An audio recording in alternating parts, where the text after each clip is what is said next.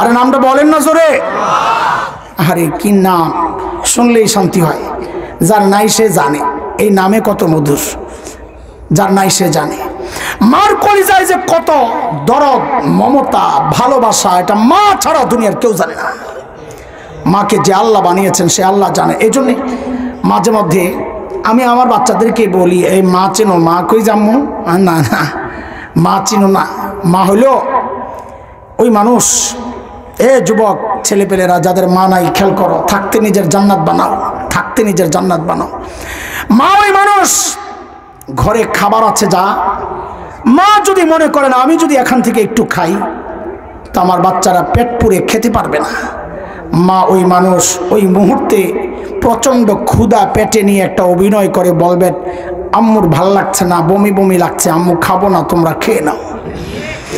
ঘরে আপেল আছে 3টা, বাচ্চাও 3টা, মা ওই মানুষ ওই মুহূর্তে বলবেন, আম্মু আপেল পছন্দ করি না, তোমরা খেয়ে নাও।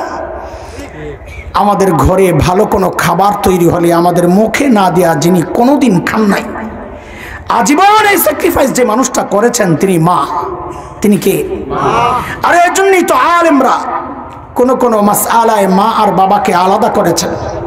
যেমন এক মাসআলা, কোন সন্তান যদি বাবা মার আগে মৃত্যুবরণ করে তো মাসআলা হচ্ছে বাবা তো সন্তানের লাশের পেছনে পেছনে যেতে পারে, বাবা সন্তানের কবরেও নামতে পারে।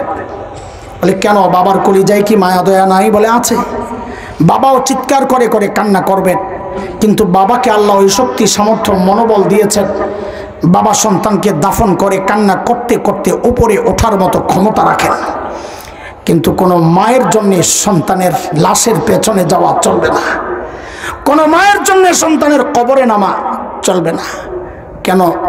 দুনিয়ায় এমন কোনো মা নাই যে সন্তানকে দাফন করার জন্য কবরে নেমে সন্তানকে শোয়া সুস্থ অবস্থায় নিজে উপরে উঠবেন, এমন কোনো মা জগতে নাই। সন্তানকে শোয়া নিজেও শুয়ে পড়বেন সন্তানের সাথে। আরে ভাই, আরে বন্ধু, একটু বলেন তো, এই যে মার কলিজায় এত দরদ, এত মমতা, এত মায়া আর ভালোবাসা, কারণটা কি বলেন তো? মা আমার একটা চোখ বানাইছেন সেই জন্যে, কথা বলেন, একটা কান বানাইছেন সেই জন্যে, একটা হাত, একটা পা। একবারে বলে ফেলেন তো সবাই, মা আমার শরীরের কোন অঙ্গটা বানাইছেন? বলেন বলেন বলেন। কিছুই না, কিছুই না, কিছুই না। অল্প কয়েকদিন ভাড়াটিয়ার মতো পেটে ধারণ করেছেন, হওয়ার পরে লালন করেছেন, কিছুই বানান নাই, তাতেই মার কলিজায় এত মায়া।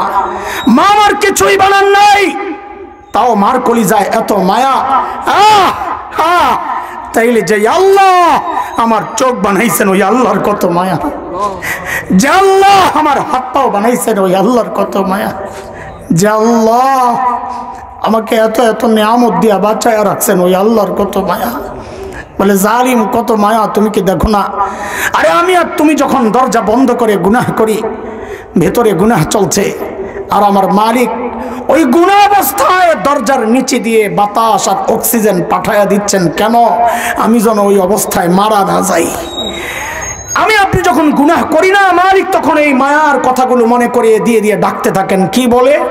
ইয়া আইয়ুহাল ইনসান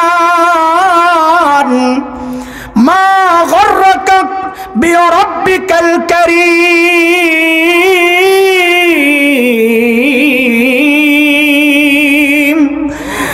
ও মানুষ, ওই করিম রবের ব্যাপারে তোমারে কে ধোকায় ফেললো?